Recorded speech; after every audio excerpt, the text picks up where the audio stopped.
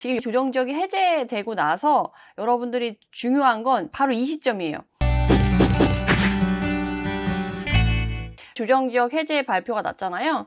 지방은 세종 빼고는 다 조정지역에서 해제가 됐고요. 서울, 경기, 인천만 조정지역으로 남아있는데요. 물론 서울은 투기랑 투기 과열도 있죠.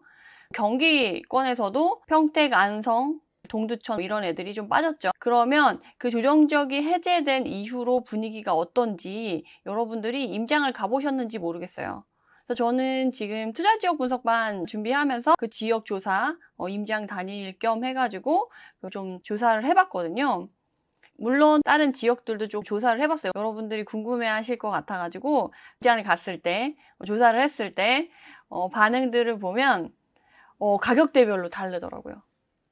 같은 지역 안에서도. 조정지역이 해제된 이후로 그 요소만으로 분위기가 바뀐 지역이 있고요. 전혀 문의도 없다. 반응도 없다. 그 다음에 미국 기준금리 인상 발표됐잖아. 그것 때문에 다 상쇄됐어. 그 해제된 걸로 반응 없어. 라고 해가지고 부동산 사장님들이 전화를 하면 반응 없는 지역들은 목소리 톤부터가 달라요. 목소리 톤부터가 이렇게 낮아가지고 되게 기운이 없으시고, 사실 거래 절벽이 오래 지속이 되면서 가장 힘드신 분들은 어떻게 보면 부동산을 운영하시는 분이신 것 같아요. 부동산 사장님들. 그래서 그래도 지금 조정지역 해제된 이후로 반응이 있는 지역들이 있어요. 제가 투자지역 분석반 지금 준비 중인데 준비하는 지역들은 보통 다 반응이 있더라고요. 역시나 제가 지역을 잘 골랐구나. 이런 생각이 들었어요. 지방의 대부분의 지역이 조정지역이 해제되는 발표가 났지만 반응이 있는 지역이 있고 반응이 없는 지역으로 갈린다. 그리고 반응이 있는 지역 안에서도 가격대별로 반응의 정도가 다르다. 그 이후로 일주일 정도 됐는데 그 이후로 거래를 몇 건 했다. 옛날에는 한 달에 한 건, 두 건? 매매는 정말 한 건도 못하고 전세만 했어요. 이런 지역들도 최근에 일주일 사이에 그래도 4-5건 이상 했어요. 오늘도 계약하려고 지금 진행 중에 있어요. 약간 이렇게 분위기가 바뀌었더라고요. 그래서 사장님들도 예전에는 투자자로 가면 요새 투자하기 힘들어.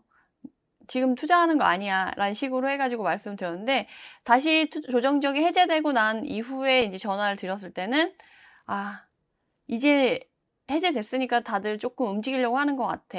그리고 몇몇 지역들은, 몇몇 단지들은 물건을 걷었어.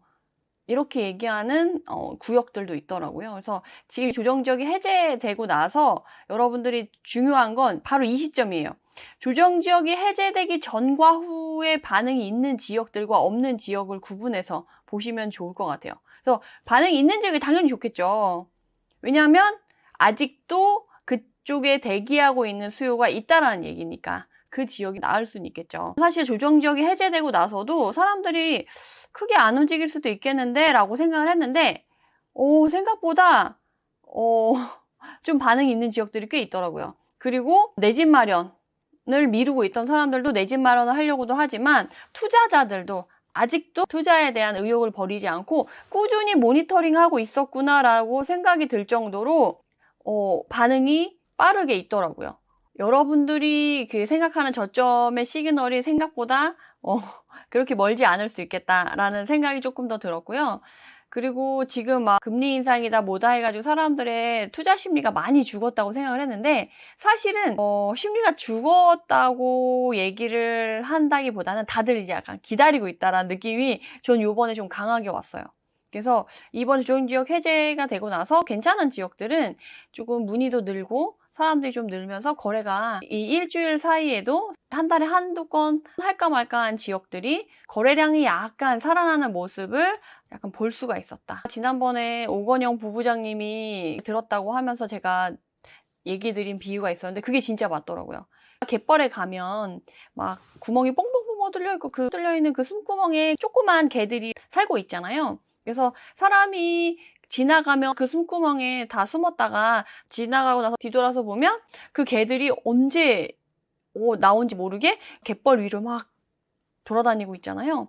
그것처럼 정말 우리 투자 심리 그리고 매수를 하려고 하는 이 수요들은 그렇게 숨구멍에 숨어 있다가 이런 식으로 호재가 하나씩 있거나 뭐 규제가 하나 풀렸을 때 그런 요소들, 변수들이 하나씩 나왔을 때 이렇게 빠르게 살아나는 모습이 나타나지 않을까라는 생각이 조금 들더라고요. 그래서 이번에 조정지역 해제 발표 내고 나서 시장이 어른 상태로 꾸준히 갈 수도 있겠는데 라고 저는 생각이 들었거든요. 왜냐면 이번에도 기준금리가 미국에서 0.75%가 올랐기 때문에 그럼 지금 6개월 상관 안에 2배가 오른 거예요, 거의. 기준금리가 오른 거 뿐만 아니라 은행권에서는 그 기준금리 오른 것만 올리는 게 아니고 그거보다 가산금리라고 해서 더 올리니까 6개월 이전에 변동금리 받았던 사람들은 6개월마다 변동금리로 인해서 금리가 변했다고 생각하시는 분들은 지금 금리가 2배 됐다라고 체감을 하시고 그렇게 느낄 수밖에 없는 상황이거든요. 그래서 그런 것들에 대해서 사람들이 어떻게 될 수 있을까?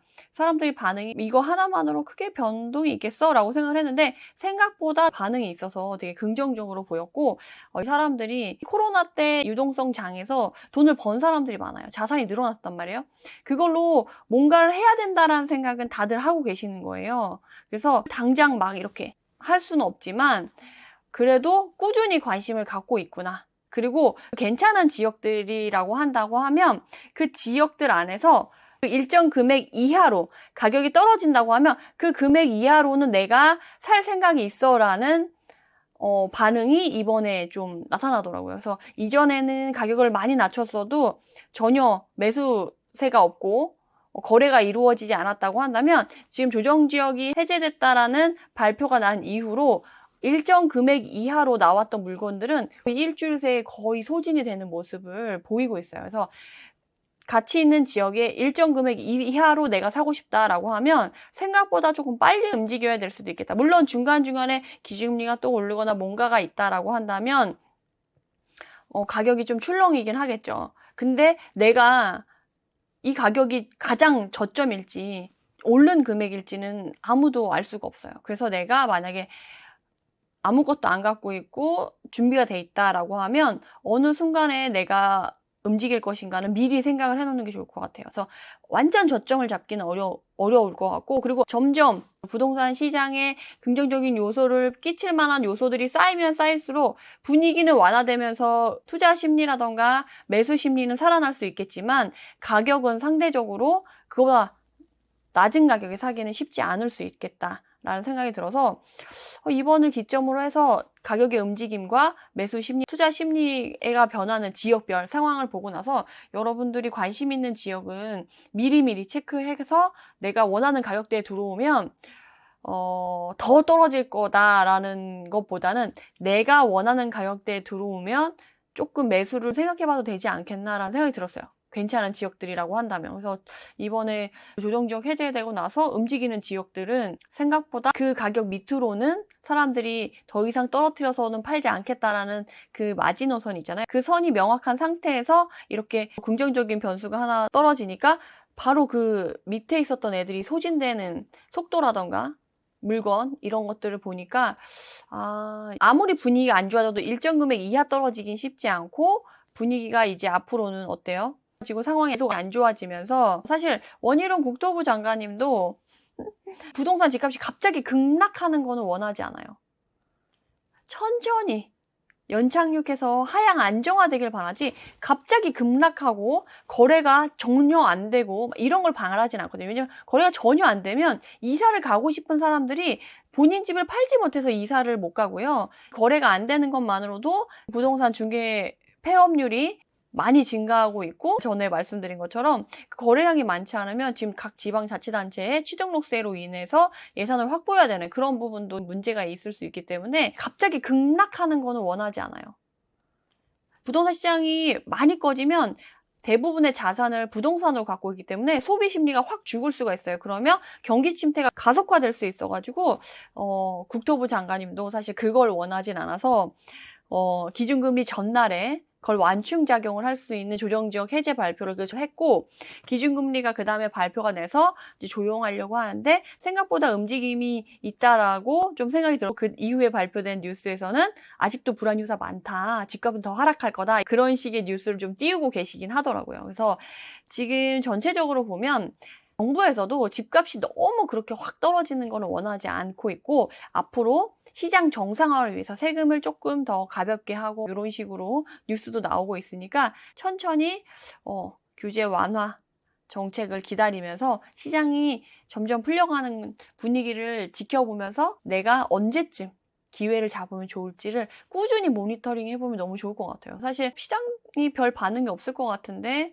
라고 좀 생각을 해서 내년까지 조금 더 기다려봐야 되나 했는데 생각보다 반응이 있어서 여러분들이 지금부터 준비를 하자라고 한 취지가 맞았다라는 생각이 들어서 한결 마음이 좀 가벼워졌던 것 같아요. 미리 봐둬야 될 지역을 미리 봐뒀다가 그 타이밍이 왔을 때 놓치지 말자라는 취지로 제가 지금 투자지역 분석반을 준비를 하고 있는 건데, 그런 반응들을 봤을 때 지금 준비해서 빨리 본인의 포지션을 정해놓는 게 정말 중요한 시기다라는 게 다시 한번 확인이 돼가지고 이번에 조정지역 해제 발표가 나름 저한테도 있었고 여러분들한테도 시장을 바라보는데 좀 앞으로 어떻게 될 건지를 약간 가늠해 볼 수 있는 좋은 하나의 요소가 되지 않았나 싶습니다. 그래서 이런 것들을 놓치지 말고 챙기셨으면 좋겠어요. 그럼 이만 영상을 마치도록 하고요. 해당 영상이 도움이 되셨다면 구독, 좋아요로 응원 부탁드립니다. 감사합니다.